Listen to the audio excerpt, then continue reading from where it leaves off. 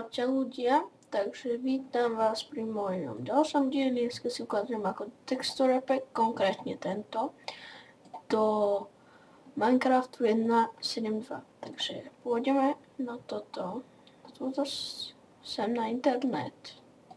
Jednoducho pôjdem na takú jednu stránku, predsa len, ju sem dám. Normálne cez Google.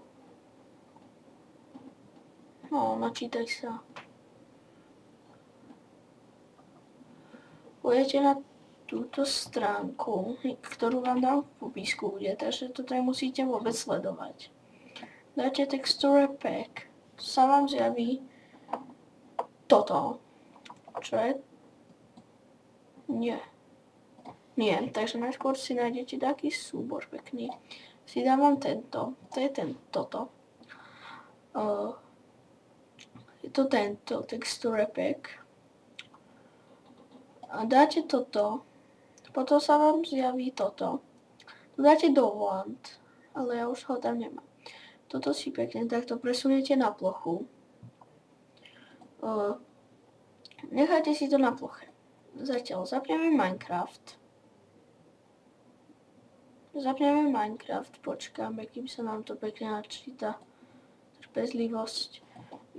Napíšete si tam svoje meno. Dáte play. No, každý to má možno inak.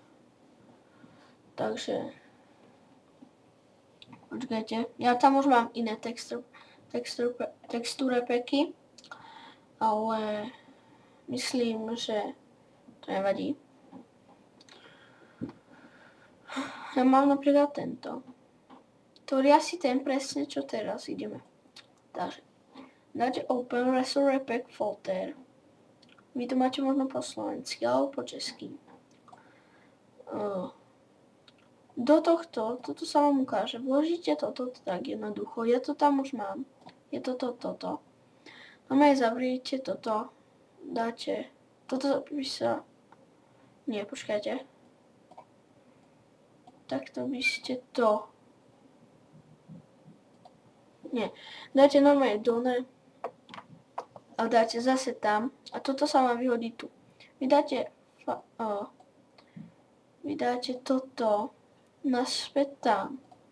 Dáte dole. To máte asi neviem ako. A normálne potom pôjdete hrať a máte tam texture pack.